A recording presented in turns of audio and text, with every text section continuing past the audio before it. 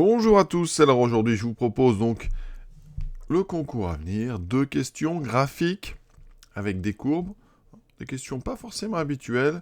La première question, on vous donne la courbe d'une fonction f sur l'intervalle -2, 6 et on vous demande d'en déduire le tableau de signe de la dérivée. Donc c'est pas trop difficile, mais ça me permettra de vous rappeler des petites choses importantes justement sur ce thème-là. Ensuite, question numéro 2, on vous donne la courbe de la dérivée seconde, voilà.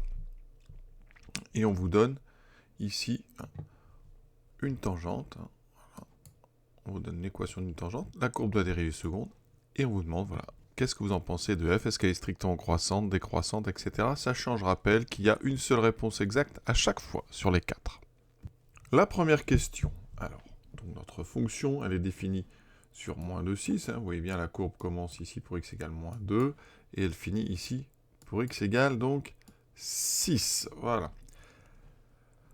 On vous dit que la tangente à la courbe au point d'abscisse 2 est parallèle à l'axe des abscisses. C'est cette tangente ici qui est tracée, vous voyez, je vais la souligner, mais voilà, elle est représentée par ces 2 flèches, et donc c'est bien au point d'abscisse 2. Qu'est-ce qu'on peut en déduire sur f'? Alors tout d'abord, une chose, tangente horizontale, vous savez que le nombre dérivé, c'est le coefficient directeur de la tangente. Donc ici, si la tangente au point d'abscisse 2 est horizontale, ça signifie que f' de 2 est égal à 0. La fonction, donc, a une dérivée qui s'annule en 2. Ensuite, on peut remarquer que la fonction, elle est croissante avant, croissante après, une seule tangente horizontale, donc elle est strictement croissante. Donc f est strictement croissante, ce qui implique que sa dérivée est toujours donc supérieure ou égale à 0, et a le droit de s'annuler un certain nombre de fois. Donc ici, elle s'annule une fois, elle est donc strictement positive. Partout ailleurs, alors on regarde quel est le tableau de signes qui correspond. On cherche donc une fonction qui s'annule en 2, je parle de f', donc effectivement, bon ben là, il y a déjà un tableau qui peut être éliminé, c'est le troisième. Vous voyez, ici, ça ne s'annule pas en 2. Ensuite, on a dit on cherchait une fonction croissante, donc une dérivée positive, donc c'est la D, vous voyez, on a plus, c'est plus, avec ici, donc une dérivée qui s'annule. On a ce qu'on appelle aussi un point d'inflexion. Question suivante. Alors là, c'est plus original, parce qu'on vous donne la dérivée seconde. Vous avez la courbe, là, celle que vous voyez, c'est de la dérivée seconde. Qu'est-ce qu'on sait? Alors, on nous dit, donc on est sur l'intervalle 1, 9, effectivement. La courbe commence bien en 1 et finit ici pour x égale 9, pas de souci. Ensuite, on nous donne une tangente à la courbe de f. Donc la tangente, c'est pas peine de la tracer là, ça ne sert à rien. On va la noter par contre, votre tangente. Donc au point d'abscisse 4, je vais l'appeler T4. Y égale moins 1,2x plus 3. Alors, qu'est-ce qu'on nous demande? Le sens de variation de f. Ça change, je répète qu'on a la courbe de f seconde. Quand on regarde cette équation de tangente, il faut se rappeler du cours. L'équation de tangente, c'est y égale f' de petit a, x moins petit a, plus f de petit a. Donc si j'applique ça pour petit a égale 4, c'est f' de 4 fois x moins 4 plus f de 4. Conclusion, le coefficient de x ici, vous le savez, c'est le nombre dérivé. On en déduit que f' de 4 est donc égal à moins 1,2. Ça veut dire que localement, un moins 1,2, c'est une droite qui descend. Quand on va vers la droite, donc votre fonction, tout près de 4, elle est décroissante. D'accord? Ça nous permet d'éliminer déjà les propositions A et B, parce qu'en A et B, on nous propose un changement de variation en 4. D'accord? Quand une fonction comme ça change de variation, qu'elle est dérivable sur tout un intervalle, c'est qu'à cet endroit-là, forcément, la dérivée doit s'annuler. Pour qu'il y ait un changement comme ça de variation. Donc ça élimine tout de suite les A et B.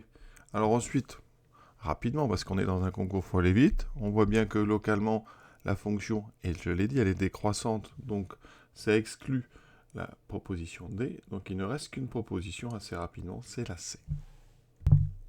Alors maintenant, petite analyse avec le cours. Qu'est-ce qu'on sait dans le cours? C'est que f convexe, ça équivaut, alors je suis toujours sur un intervalle, hein, f convexe sur un intervalle, ça veut dire que f' est croissante sur cet intervalle, ça équivaut à f seconde positive sur cet intervalle. Donc ici, vous voyez, ce qu'on peut dire d'une courbe comme ça, c'est que sur un intervalle, donc 1 à 4, eh bien on a une fonction, donc f seconde qui est positive, vous voyez, on est au-dessus de l'axe, ça veut dire que f y est convexe. Mais convexe, ça peut être convexe croissant, convexe décroissante. Hein. La forme convexe, ça peut être une forme comme ceci, en décroissant, ou une forme comme ceci, en croissant. D'accord ? Sur 4, 9, la dérivée seconde est négative. La fonction f est donc concave. Concave, elle peut être concave, donc croissante, d'accord ? C'est comme ceci, ou concave décroissante, comme ceci, ou un mix des deux. Donc vous voyez, ça ne nous donne pas les variations, hein, le signe de f seconde. Ce qui est intéressant aussi à remarquer, c'est que ici, la dérivée seconde s'annule en 4 en changeant de signe. Donc on a présence de ce qu'on appelle un point d'inflexion sur la courbe de f, hein, sur CF. Hein. Le point d'inflexion, c'est pas ici, hein, c'est sur la courbe de f. Sur la courbe de f, ça veut dire qu'à cet endroit, on a une tangente très particulière que la courbe va traverser, c'est-à-dire que la courbe va arriver avec une forme convexe et ressortir avec une forme concave. Et pour conclure, ce qui est intéressant dans le sujet, c'est que la courbe de la dérivée seconde et ce point d'inflexion ici nous permet de donner une forme de la courbe, mais ne nous permet pas de donner les variations. Les variations, étrangement, elles sont données uniquement et grâce au coefficient ici que vous avez, ce moins 1,2. Ce moins 1,2, il implique plusieurs petites choses. D'abord le fait que la dérivée première ne s'annule pas donc en 4, et donc vous ne pouvez pas avoir ni un maximum ni un minimum, donc vous n'aurez pas de changement de variation pour la courbe de f à cet endroit-là. Et ensuite, deuxième info importante, c'est le moins 1,2. Ça nous dit qu'à cet endroit, on sait que la fonction est décroissante, et quand on regarde les 4 propositions, eh bien, il n'y en a qu'une qui correspond. Et donc, si on avait finalement donné une autre équation tangente avec un plus à la place du moins 1,2, eh bien, la réponse aurait été la proposition D. Voilà, on a terminé pour ces 2 questions, assez sympa quand même. Pas trop difficile, mais sur lequel, hein, sur un concours où il faut aller vite, eh bien, ça prend quand même du temps, le temps d'analyser clairement la situation. Voilà, à très bientôt.